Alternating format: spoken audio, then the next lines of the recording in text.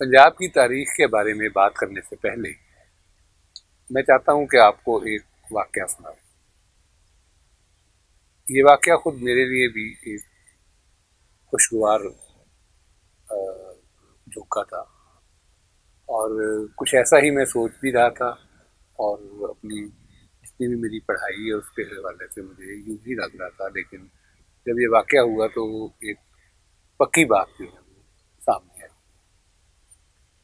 واقعہ یوں ہوا کہ جب میں اپنا ریگولر ریڈیو شو کر رہا تھا، جو میں جمعے کو کرتا ہوں لوک لہر کے نام سے، مست ایف ایم 103 پہ، تو اس میں ایک صاحب آئے جن کا نام ہے میجی سنگھ۔ میجی سنگھ صاحب اب بھی حیات ہیں اور امریکہ میں رہتے ہیں۔ میجی سنگھ امرتسر سے تعلق رکھتے ہیں، اور لیٹ 40s میں یا ارلی 40s میں کہہ یا لیٹ 30s میں پیدائش ہوئی تھی۔ میجی سنگھ صاحب نے ایک ایسی بات کہی کہ جس کو اس پنجاب کے حوالے سے جو میں آپ سے مفصل بات کرنا چاہتا ہوں اس کو سمجھنے کے لیے آسانی پیدا کر۔ میں کیونکہ اپنی گفتگو میں اکثر سے بیشتر نوآبادیاتی دور جو کلونیل پیریڈ ہے اس کے اوپر بات کرتا ہوں، اور ویسے بھی اگر ہم دیکھیں تو پچھلے کچھ عرصے میں، مطلب اگر آپ باری علیق صاحب کی جو کتاب تھی کمپنی کی حکومت، اس سے لے کے اور اب جو ششی تھرور صاحب نے جو باتیں اب وہ کرتے ہیں ماں صبائی زبان میں، اس میں کو آپ دیکھیں تو اس میں بہت سارا کچھ ایسا ہے کہ جو کلونیل پیریڈ کے اندر ہوا اس کے بارے میں، تو بہت ساری باتیں درست ہیں، ایگزیجریشن بھی ہے، اور بہت ساری ٹوسٹڈ چیزیں بھی ہیں۔ لیکن میجی سنگھ صاحب نے جو بات کی اس میں انہوں نے صرف مجھے اتنا کہا کہ دیکھیے یہ بات تو طے ہو گئی ہے کہ انگریزوں نے یہاں قبضہ کیا تھا، یہ بھی بات طے ہے کہ انگریزوں نے ڈھکا مارا،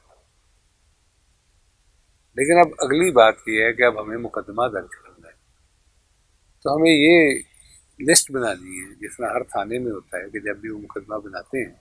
تو وہ تھانے کی زبان میں کہتے ہیں کہ لسٹ آف آرٹیکلز لکھی، یہ دیکھا جائے کہ کیا کیا چیز چوری ہوئی ہے۔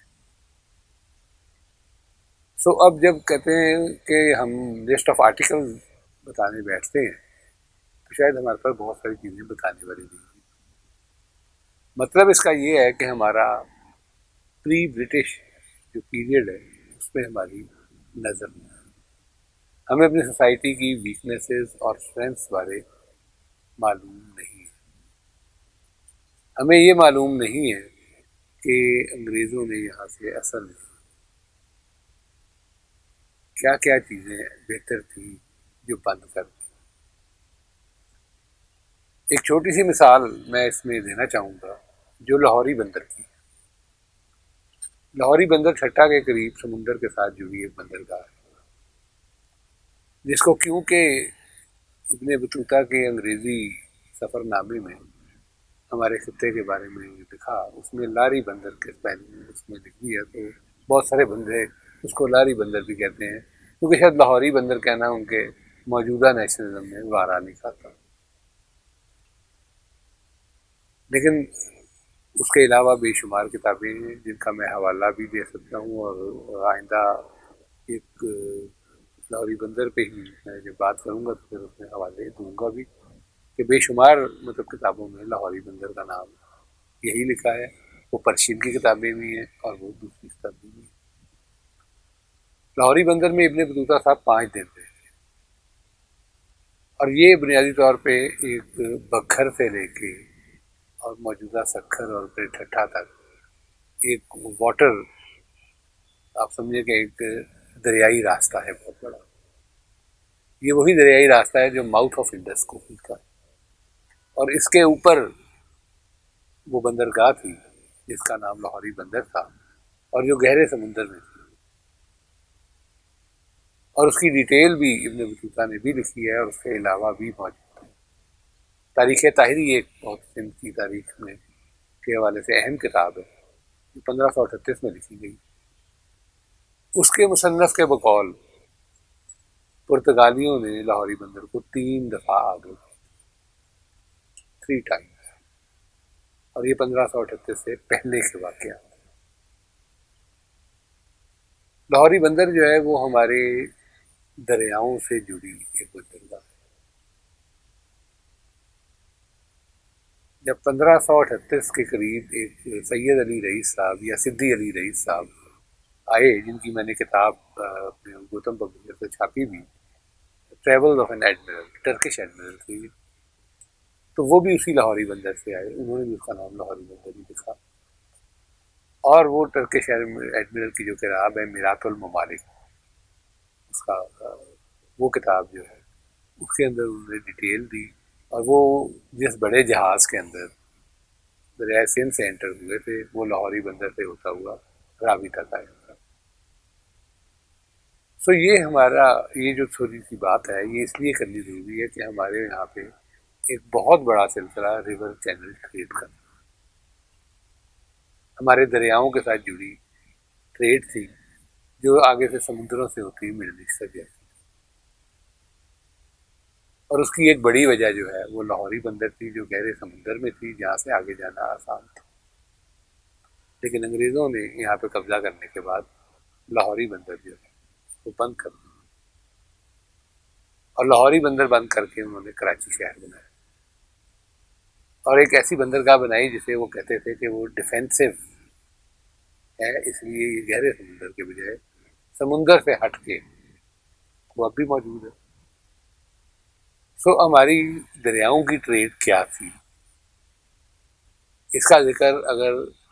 نون انگریز مخالفوں نے بھی نہیں کیا تو آج ہماری تاریخ میں یہ بات غائب ہو چکی ہے۔ ایک اور حوالہ اس حوالے سے ہی میں آپ کو دینا چاہوں گا، جو جوگیوں کا حوالہ ہے۔ جوگیوں کے یہاں پہ سلسلوں کے اوپر بہت کم لکھا گیا ہے، شاید وہ بہت ساروں کو وارا بھی نہیں سکتا۔ جوگی یہاں پہ کس دور میں تھے اور کہاں تھے، اس کے متعلق ہماری معلومات، ہماری ٹیکسٹ بک خاموش ہے، لیکن ہمیں یہ پتہ چلتا ہے کہ جناب جب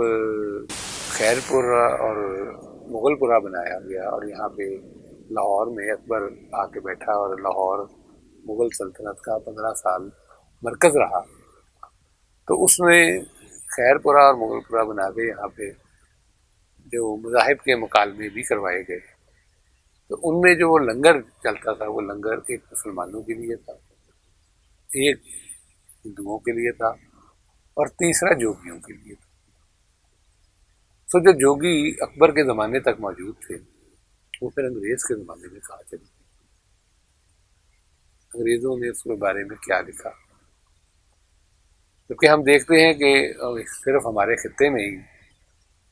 پہلا جوگیاں اب بھی ان جوگیوں کی ایک علامت موجود ہے، اور بار بار ہمارے قصوں میں بھی،